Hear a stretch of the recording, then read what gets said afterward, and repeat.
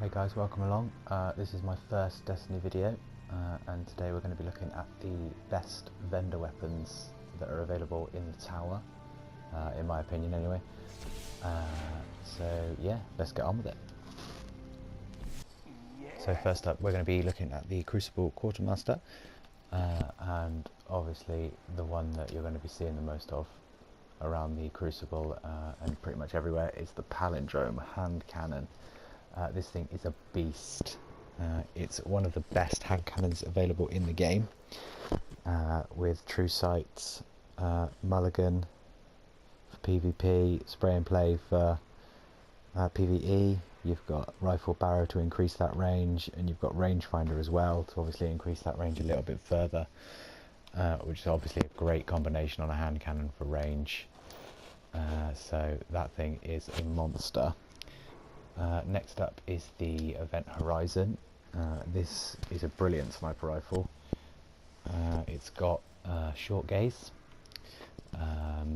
it's got spray and play for PvP, it's got small bore for stability and range again, and obviously it's got hidden hand. This thing is obviously worth mentioning that it's a slower rate of fire, higher impact sniper. So I think it's the same impact as the Black Spindle, so that's obviously one of the highest available in Destiny at the moment.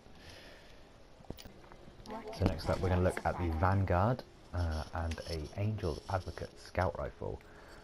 This thing's got Outlaw, Small Bore and Reactive Reload, so this is a brilliant PvE role, and with those perks it's going to reload insanely quickly.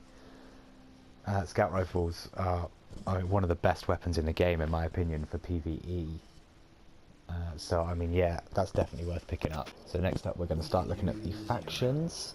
We're going to start with Dead Orbit, who has the Last Ditch Shotgun. Obviously you can see it's got a really high impact. It's not quite as good as the Matador, but it comes a pretty close second. With Hammer Forged and Rangefinder as well. I mean, you're going to boost that range up to go with the impact, so I mean you can expect a lot of these in the Crucible running around. It's probably going to be what one-shots you. So the Future Warcart only really had one that caught my eye, well a couple caught my eye, but one worth recommending, and I think that's the Waltz, which is essentially a Grasp of Malak kind of pulse rifle. So if you haven't managed to pick that up for whatever reason, definitely get this one. I mean, it's got perfect balance and rangefinder as well, so I mean this is a decent PvP pulse rifle. So yeah, I mean if you haven't got Grasp of Malak or a decent Hawksaw, this is one that I definitely recommend picking up for PvP. So last we're going to move on to the new Monarchy.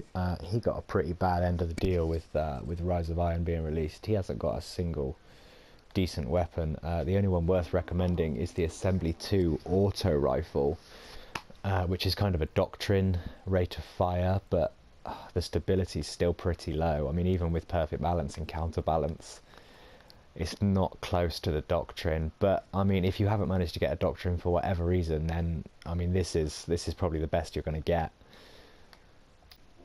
There are a few extra weapons that didn't quite make my list, but are definitely worth a mention.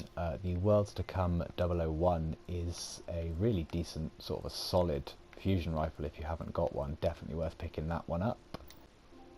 And the final weapon on the list is the Chaotic Neutral Machine Gun from the Crucible Quartermaster. This is a solid machine gun if you're in need of one. I mean, it's got rangefinder, the brace frame obviously nearly maxes out stability, the rate of fire is quite high as well. It is probably worth mentioning that machine guns aren't in a very good place right now in Destiny, but I mean if for whatever reason you haven't got a decent one, this is definitely worth a shout.